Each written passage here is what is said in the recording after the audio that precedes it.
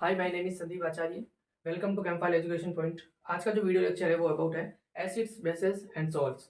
आज का जो अपना वीडियो लेक्चर है वो एक क्विक रिवाइज है जो बोर्ड क्लास को लेकर स्पेशली बनाया हुआ है। अब acids, bases and salts upon start करते हैं इनकी डेफिनेशन से। क्या होते हैं acids, base and salts?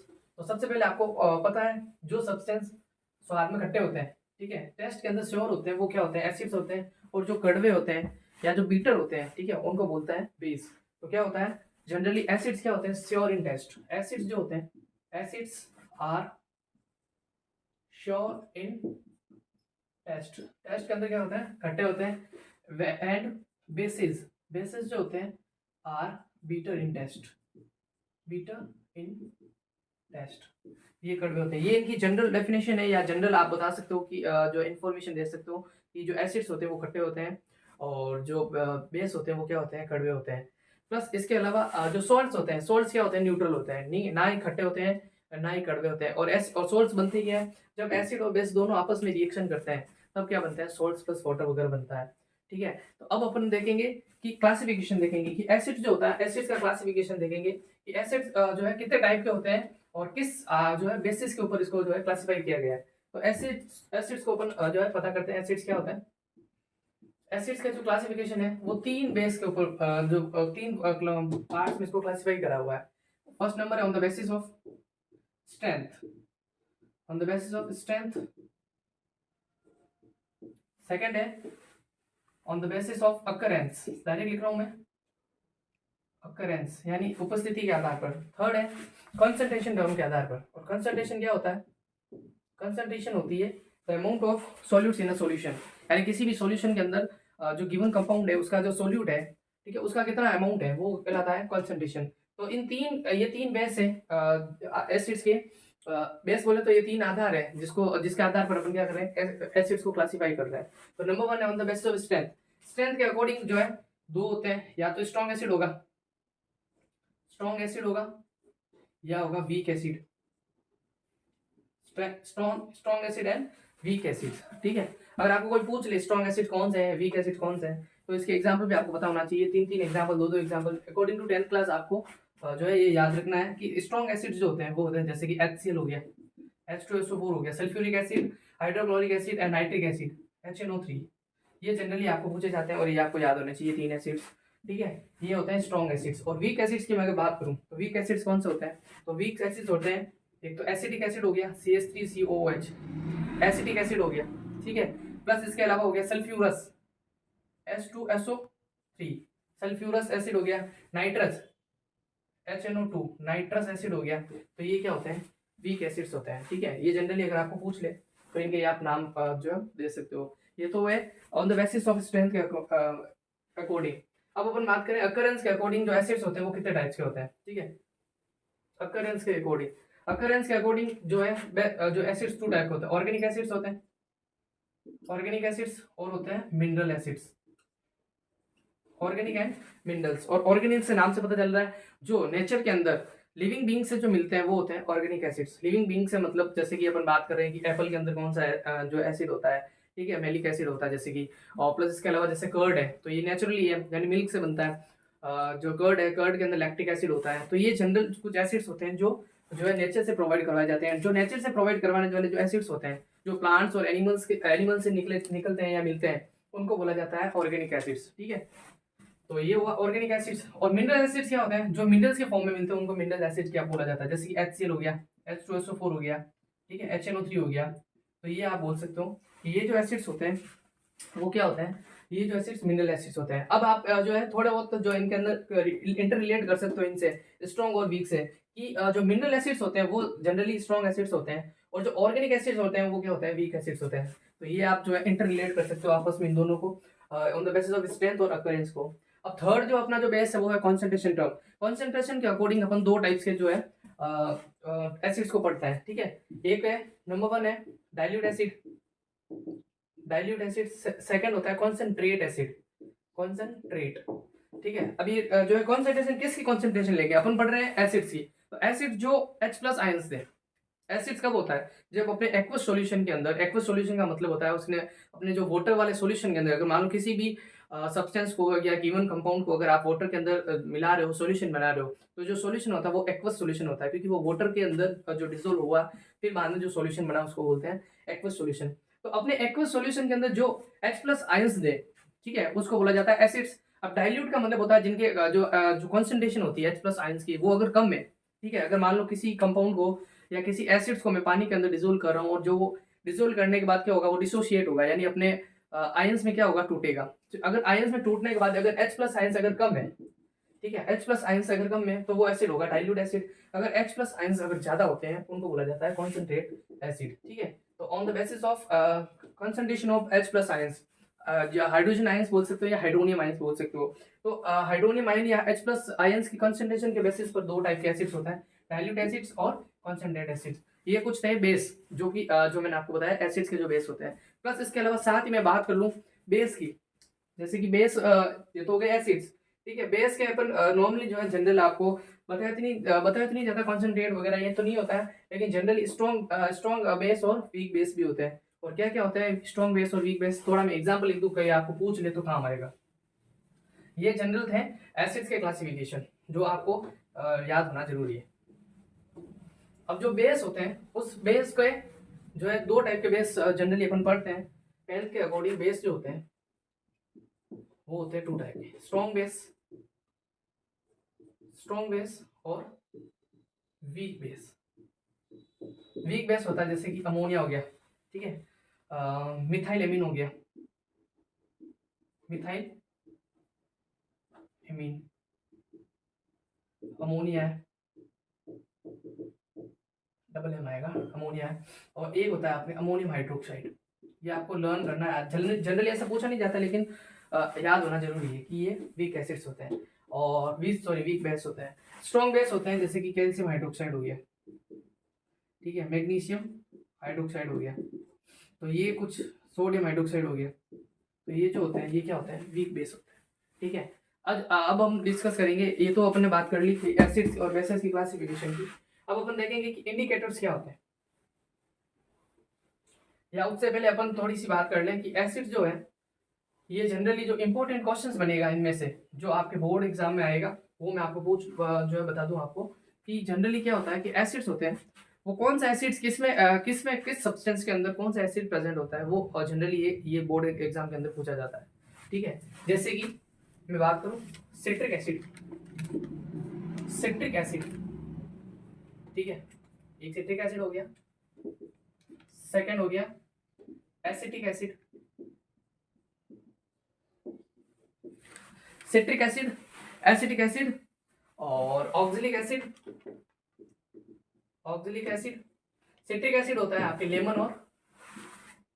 Lemon and orange के अंदर, एसिटिक एसिड जो होता है आपका वो होता है विनेगर के अंदर,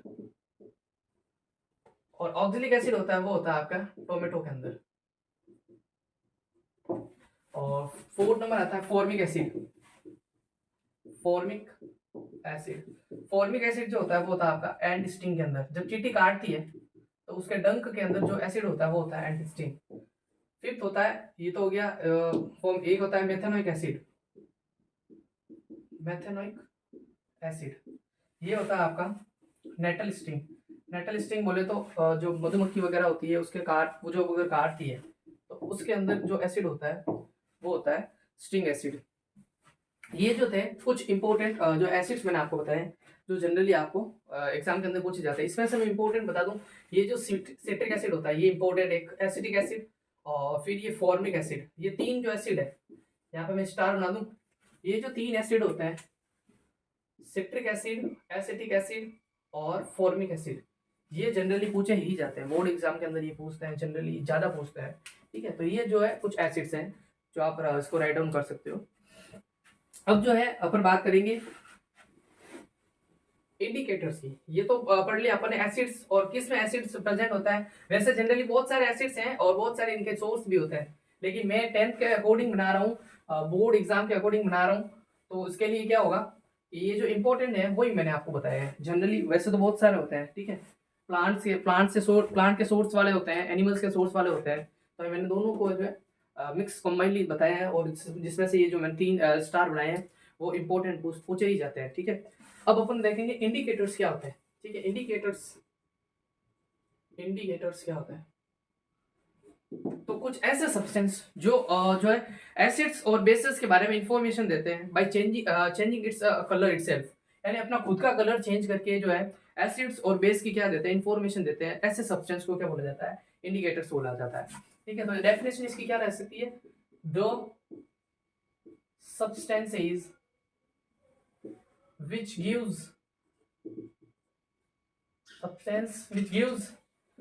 information about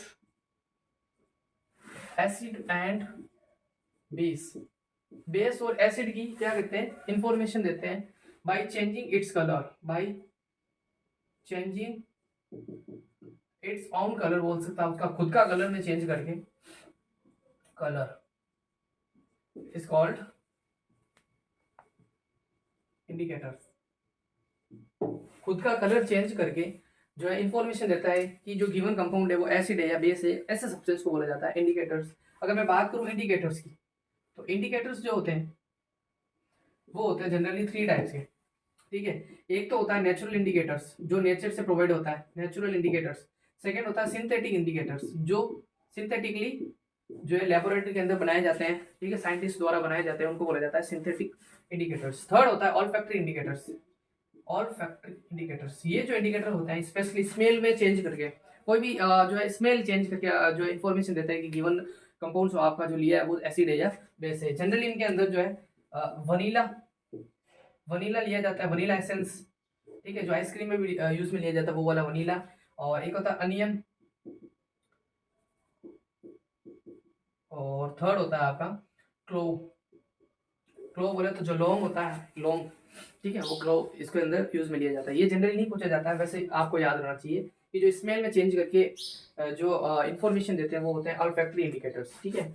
और नेचुरल इंडिकेटर्स क्या होता है, इसके अंदर जनरली 3 टाइप के अपन पढ़ेंगे, वैसे बहुत सारे होते हैं लेकिन जनरली अपन 3 टाइप्स के पढ़ेंगे। एक तो होता है टर्मरिक, ठीक है।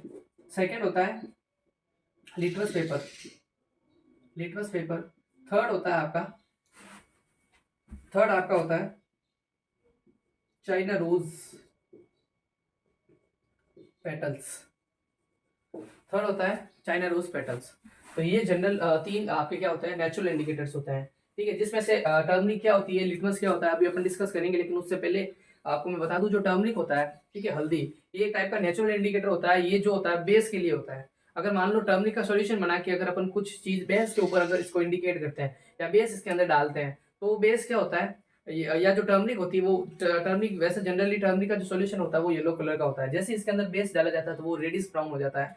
ये जो है अगर आपको चेक करना है तो हमारा वीडियो लेक्चर बनाया हुआ है, प्रैक्टिकल को लेकर बनाया हुआ है, जो है आप विजिट कर सकते हो, देख सकते हो।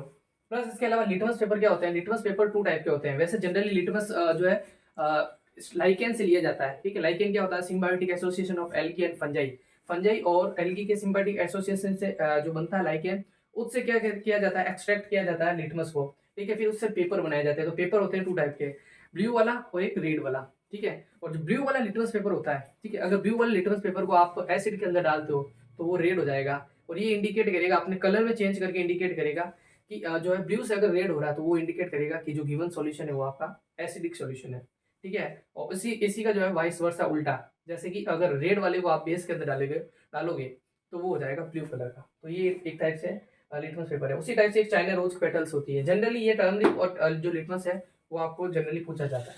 अब सेकंड अगर मैं बात करूं सिंथेटिक इंडिकेटर्स, तो ये इंपॉर्टेंट लगा लेना।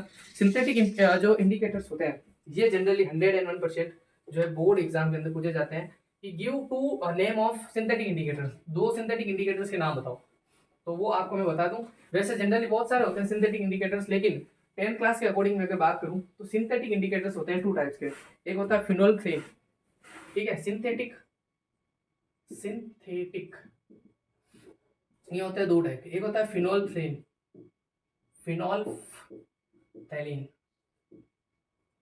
और सेकंड होता है मिथाइल ऑरेंज।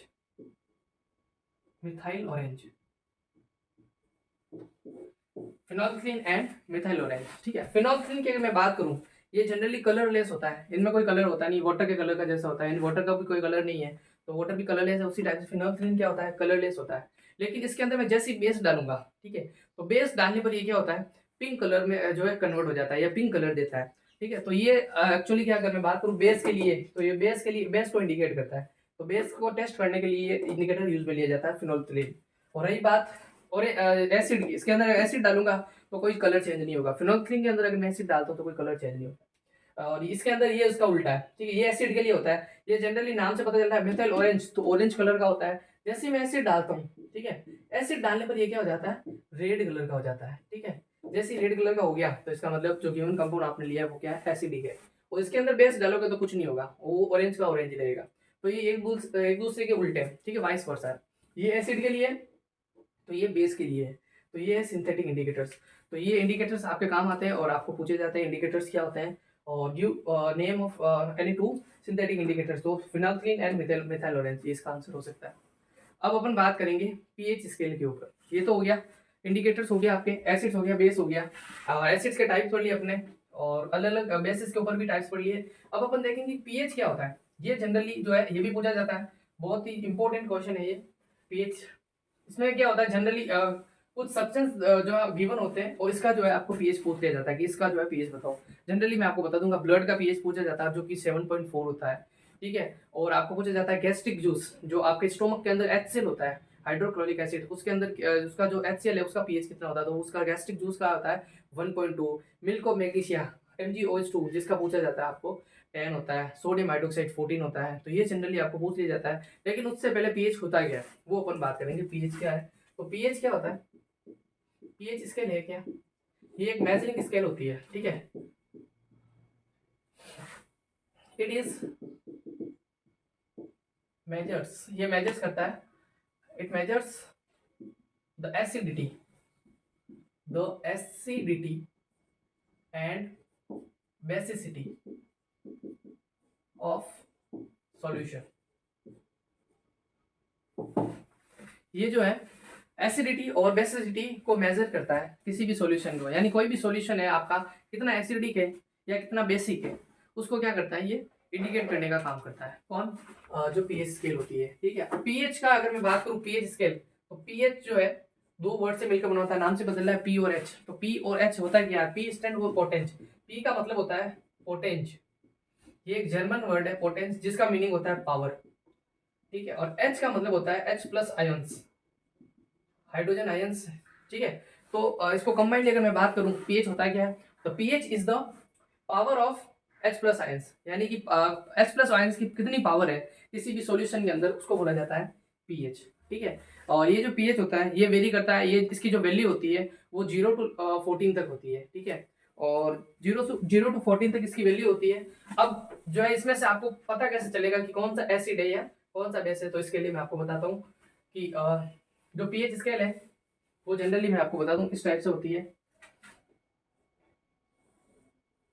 ये आपको देखने को मिल जाएगी अपनी बुक में, ये इस टाइप से पीएच होती है। और बीच में जो होता है ये 7 लिखा हुआ होता है, और 7 से यहाँ 0 टू 14 तक होती है। ठीक है, ये जो पीएच स्केल है 0 टू 14 तक की, बीच में होता है इसके 7 जो होता है वो होता है न्यूट्रल।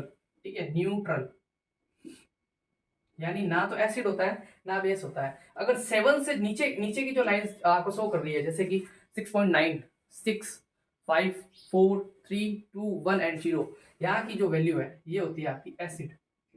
ठीक है, ये एसिड्स को शो करता है। और अबव 7 से ज्यादा ऊपर की ओर जो होता है वो आपको इंडिकेट करता है, बेस को इंडिकेट करता है। तो ये जनरली आपको पूछा जाता है कि 7 से नीचे होती है वो एसिड, 7 से ऊपर होता है वो बेस होता है। ठीक है, अब कुछ पीएच जो है इंपॉर्टेंट पीएच को मैं आपको आपके लिए लिख रहा हूँ।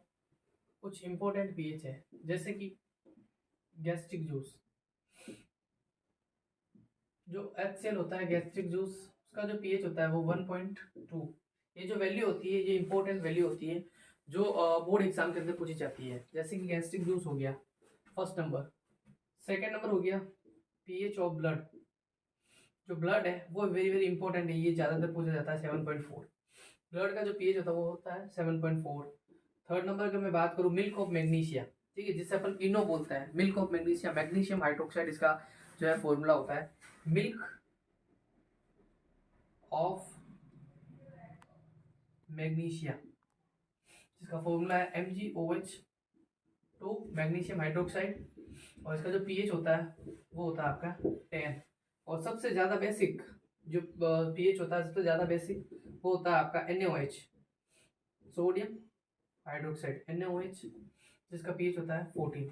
ये कुछ पीएच है। वैसे इसके अलावा और भी पीएच होते हैं, लेकिन जो इम्पोर्टेंट पीएच है जो मैं आपको बता रहा हूँ वो है जैसे कि गैस्ट्रिक जूस का हो गया, ठीक है, ब्लड का हो गया, ये जो है जनरली ज़्यादातर पूछा जाता है। प्लस इसके अलावा एक है 2 जो पीएच होता है वो होता है 2.2। ये जो है बेसिक इम्पोर्टेंट पीएच होते हैं कुछ सब्सटेंस के, जो कि आपको जो है बोर्ड एग्जाम के अंदर पूछे जाते हैं। तो ये था अपना ऑल अबाउट पीएच। अब अपन बात करेंगे एसिड बेस की रिएक्शंस, ठीक है। एसिड्स और बेस जो होते हैं वो रिएक्शंस करके क्या, किसके साथ क्या रिएक्शन करके क्या प्रोड्यूस करते हैं, ठीक है। तो ये रिएक्शन जनरली है आपको पूछी जाती है। जैसे कि एसिड्स एंड बेस की रिएक्शन कर रहे हैं अपन, फर्स्ट नंबर मेटल के साथ, फिर करेंगे मेटल कार्बोनेट और मेटल हाइड्रोजन कार्बोनेट के साथ, फिर अपन एसिड बेस की जो है आपस में रिएक्शन करवाएंगे, फिर जो है मेटेलिक ऑक्साइड के साथ करवाएंगे। तो ये कुछ रिएक्शंस वगैरह को अपन जो है देखते हैं। जैसे कि नंबर 1 अगर मैं बात करूं एसिड्स की reactions, reactions of acids and base, base और एसिड्स की जो है मैं रिएक्शन करवाने के जा रहा हूँ। नंबर 1 में बात करूं एसिड की रिएक्शन मेटल के साथ विद मेटल, मेटल के साथ जो है एसिड्स की रिएक्शंस। तो नंबर 1 अगर बात करूं मेटल के साथ, एसिड ले लिया मैंने जैसे कि HCl प्लस मेटल ले ली मैंने मैग्नीशियम। तो आपको देख सकते हो reactions of acids and base, base की जो रिएक्शन है एसिड, जो एसिड और बेस की रिएक्शन, ठीक है, किसके साथ, मेटल के साथ। तो ये मैंने ले लिया एसिड, ये मैग्नीशियम क्या होता है, मेटल होता है, ठीक है। अब जैसे ये रिएक्शन करेंगे तो जनरली इसकी जो जनरल रिएक्शंस होती है एसिड प्लस मेटल, वो होती है salt plus hydrogen gas. Salt बनता है और हाइड्रोजन गैस जो इवॉल्व होती है। तो सॉल्ट हो गया जैसे कि मैग्नीशियम क्लोराइड MgCl2 प्लस ये जो आपकी है हाइड्रोजन गैस क्या होगी, इवॉल्व होगी, ठीक है। एक एग्जांपल और ले लूंगा जैसे कि H2SO4 की रिएक्शन में करवाऊं सोडियम के साथ। आपको पता है सोडियम मेटल होता है और H2SO4 सल्फ्यूरिक एसिड, ठीक है, किंग ऑफ एसिड इसको बोला जाता है, एसिड होता है। इसकी रिएक्शन में जैसे ही करवाऊंगा तो सोडियम सल्फेट बनेगा जो कि एक क्या है, सॉल्ट है, ठीक है, प्लस हाइड्रोजन गैस क्या होगी, इवॉल्व होगी।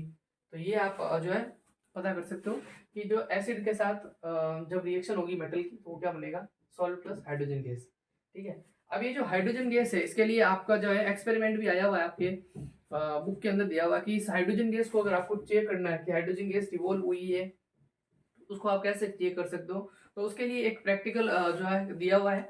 इसमें क्या करना होता है कि जब जैसे हाइड्रोजन गैस इवॉल्व होती है उसको क्या होता है, डिलीवरी ट्यूब को किसके अंदर डाला जाता है, सोप के सॉल्यूशन के अंदर। जैसे ही सोप के सॉल्यूशन के अंदर डालोगे तो कुछ बबल्स वगैरह इवॉल्व होते हैं, बबल्स जो है बनते हैं, ठीक है। ये जो वाटर के बबल्स होते हैं, ठीक है, इस बबल्स के अंदर एक्चुअल में क्या होता है, हाइड्रोजन गैस होती है। अब उस हाइड्रोजन गैस के पास आप क्या है, बर्निंग कैंडल अगर आप लेके जाते हो, ठीक है, तो पॉप साउंड की आवाज आती है, ठीक है। तो ये चीज आप जो है आपके प्रैक्टिकल में आया हुआ है और आप देख सकते हो, ठीक है।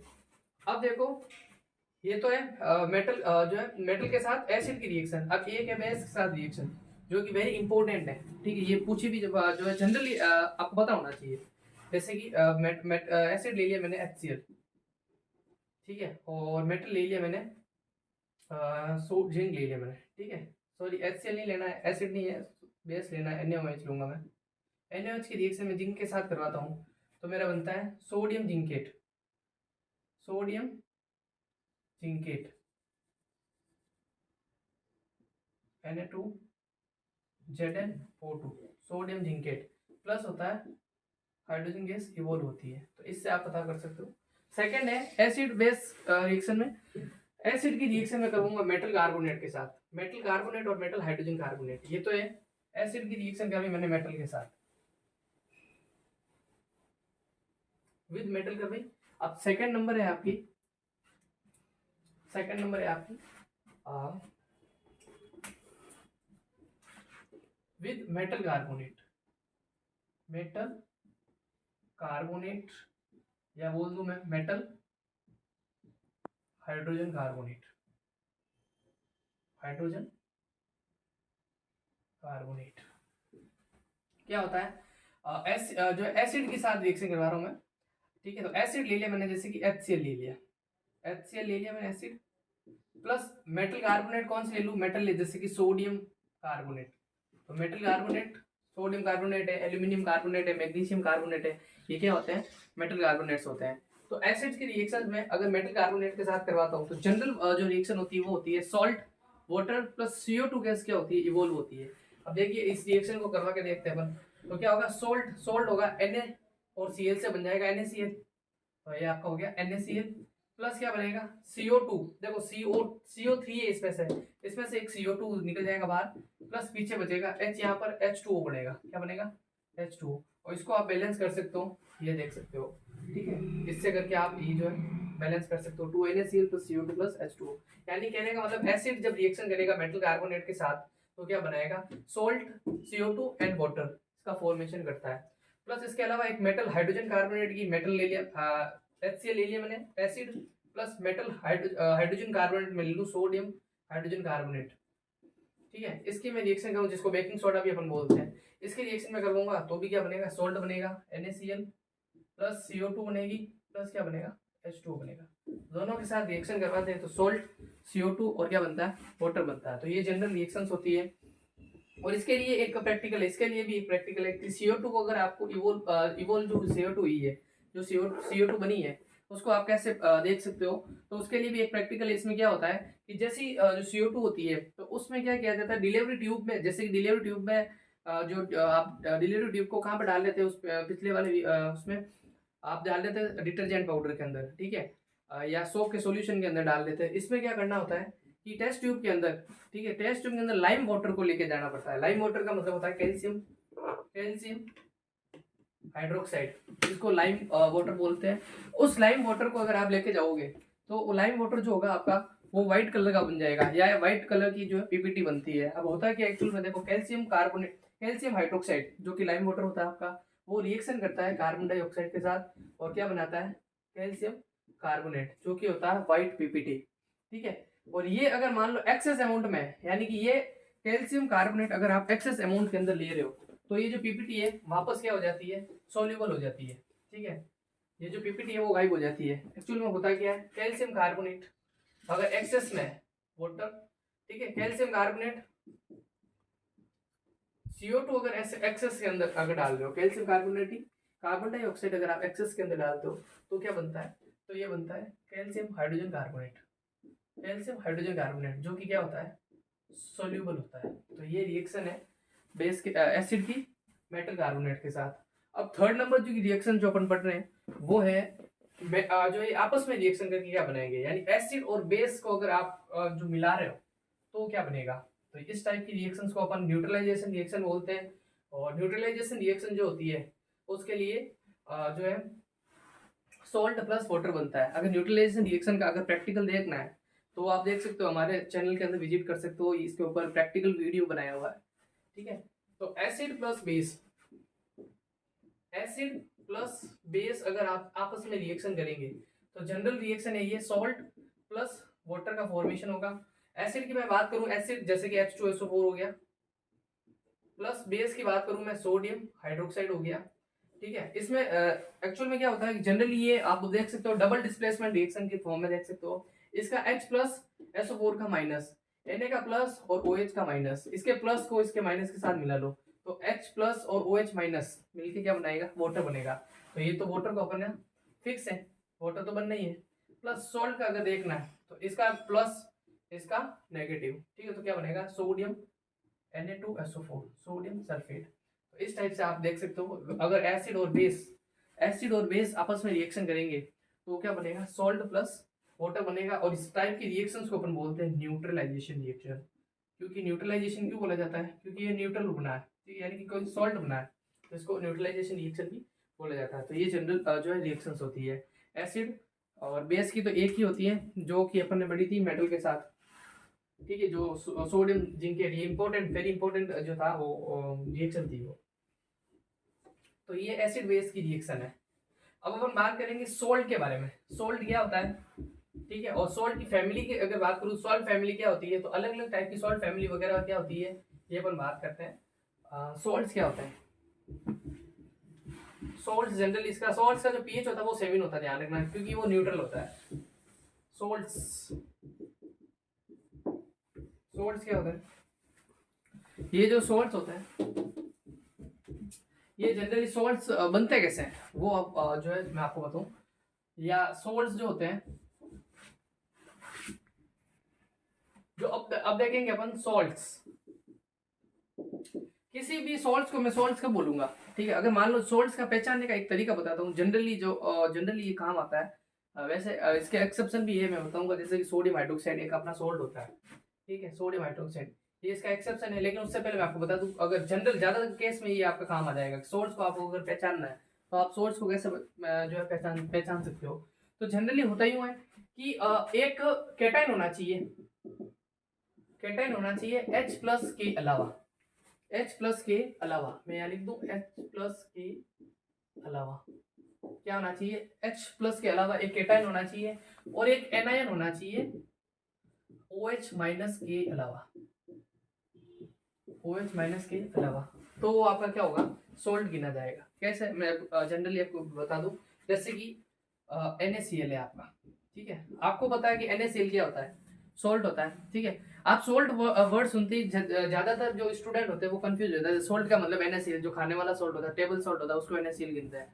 ये नहीं होता है, इसके अलावा भी सोल्ट्स होते हैं, जो सी के अंदर, समुद्र के अंदर जो मिलते हैं वो सारे क्या होते हैं, सोल्ट से तो होते हैं, ठीक है। अब खाने वाला जरूर थोड़ी NaCl को सोल्ट्स बोलते हैं, इसके अलावा भी सोल्ट्स क्या है, सोल्ट्स की मैं पहचान बता दूं कि आप कैसे आइडेंटिफाई कर सकते हो कि ये सोल्ट है या नहीं है। जैसे कि NaCl है, आपको अभी पता है कि NaCl सोल्ट है, लेकिन मैंने अभी क्या डेफिनेशन क्या बताई कि कैटाइन होना चाहिए, जैसे कि सोडियम कैटाइन है, ठीक है, और क्या होना चाहिए, एनाइन होना चाहिए, ये एनाइन है। अब ये होने चाहिए इसके किसके अलावा, H प्लस के अलावा होने चाहिए। जैसे कि H प्लस तो हो सकता है, जरूरी नहीं कि H प्लस है या नहीं है, H प्लस हो, लेकिन इसके अलावा भी एक कैटाइन होना चाहिए। जैसे कि मैं बात करूं सोडियम हाइड्रोजन कार्बोनेट की, ठीक है, तो सोडियम हाइड्रोजन कार्बोनेट में देखो, सोडियम के ऊपर प्लस होता है, हाइड्रोजन के ऊपर प्लस होता है, और कार्बोनेट के ऊपर क्या होता है, -2 होता है, ठीक है। तो ये क्या होता है, H प्लस है, सोडियम प्लस है, ठीक है।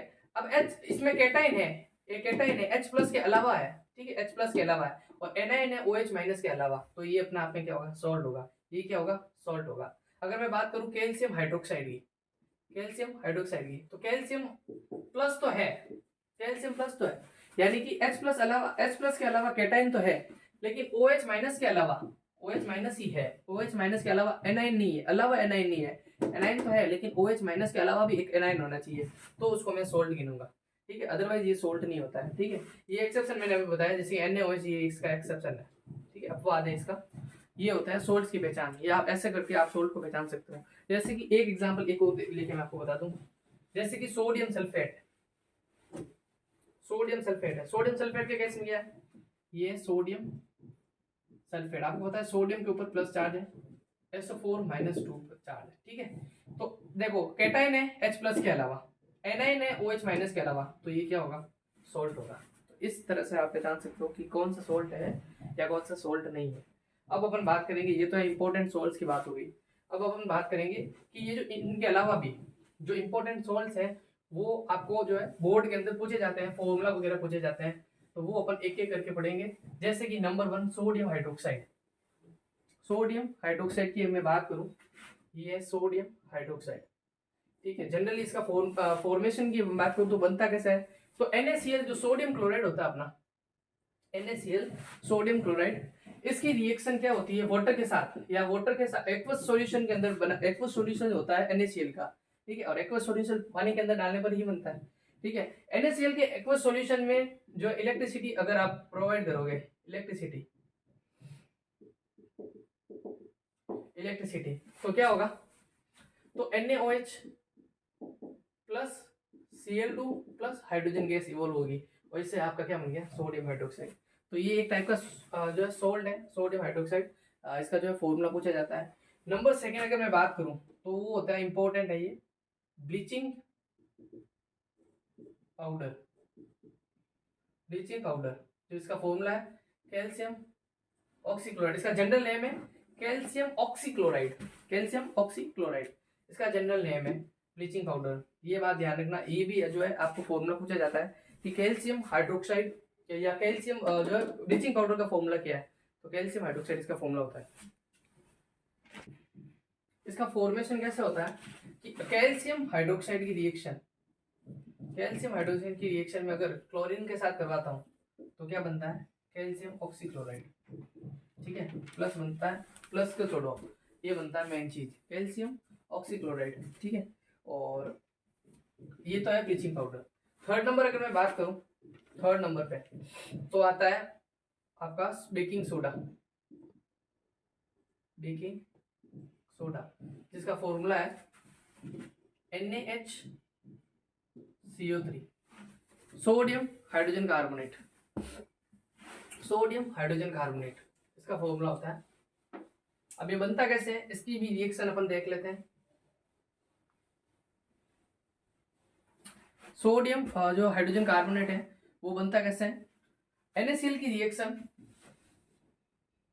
सोडियम क्लोराइड की रिएक्शन में वाटर के साथ प्लस CO2 के साथ प्लस इसके साथ अमोनिया की अगर मैं रिएक्शन करूँ तो मेरा बनता है अमोनियम क्लोराइड प्लस बनता है NaHCO3। ये इंपॉर्टेंट रिएक्शंस होती है। जनरली ऐसा नहीं पूछा जाता है रिएक्शन बनता है कैसे है, आपको पता होना चाहिए कि ये सोल्ट है, इसका फॉर्मूला क्या है, ठीक है। तो इनके सोल्ट्स के क्या है फॉर्मूला आपको पता होना चाहिए कि ये जो है फॉर्मूला वगैरह बनता कैसे है। तो ये NaHCO3 सोडियम हाइड्रोजन कार्बोनेट ये बनता है, ठीक है।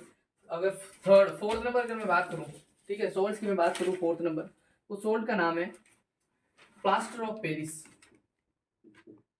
प्लास्टर ऑफ पेरिस, ठीक है। प्लास्टर ऑफ पेरिस जिसका यूज होता है जो प्लास्टर वगैरह डॉक्टर वगैरह होते हैं ना, प्लास्टर बना जो लगाने में यूज में लेते हैं, ठीक है। जो फ्रैक्चर बोन होती है उसको उसके ऊपर प्लास्टर करने में काम आता है प्लास्टर ऑफ पेरिस। इसका फॉर्मूला है calcium sulphate dot half H2, ठीक है, हेमी हाइड्रेट इसका नाम होता है। अगर केमिकल नाम बोलूं मैं तो इसका केमिकल नाम होता है calcium sulphate hemihydrate, hydrate, ठीक है। हेमी मीन्स होता है आधा, हाफ हाइड्रेट होता है, ठीक है। तो इसका अगर मैं फॉर्मेशन करूं कि ये बनता कैसे है, तो ये कैल्शियम सल्फेट डॉट 2H2O, इसका नाम है plaster of Paris, POP plaster of Paris, याद रखना इंपॉर्टेंट है, पूछा जाता है। कैल्शियम सल्फेट 2H2O, इसको अगर हीट करते हैं, गर्म करते हैं तो ये क्या बनता है, कैल्शियम सल्फेट हाफ H2O, ठीक है, प्लस 1N1/2 H2, ठीक है। तो ये होता है कैल्शियम सल्फेट 2H2O, इसका नाम होता है जिप्सम, जिप्सम ये भी पूछा जाता है। What is the formula of gypsum, what is the formula of plaster of Paris, what is the formula of baking soda, what is the formula of bleaching powder. तो ये इस टाइप के जो है इंपॉर्टेंट फॉर्मूले आपको याद रखने हैं, इनके थोड़े थोड़े यूजेस पढ़ लेना आप। अब जो लास्ट है वो है अपना वॉशिंग पाउडर, ठीक है। वॉशिंग पाउडर क्या होता है, इसका फॉर्मूला जो है आपको पूछा जाता है। ये जो फॉर्मूला है आपके याद रखना है, आपको पूछे जाएंगे, एक नंबर में पूछ सकते हैं, इनके यूजेस पूछ सकते हैं, ठीक है। वॉशिंग पाउडर, इसका फॉर्मूला है सोडियम कार्बोनेट डॉट NH2, ये होता है वॉशिंग पाउडर का फॉर्मूला। तो ये जनरली आप याद रखना। ये जो है मैंने क्विक जो है रिवाइज करवाया है इस चैप्टर को, acid base and salts. Thank you very much for watching.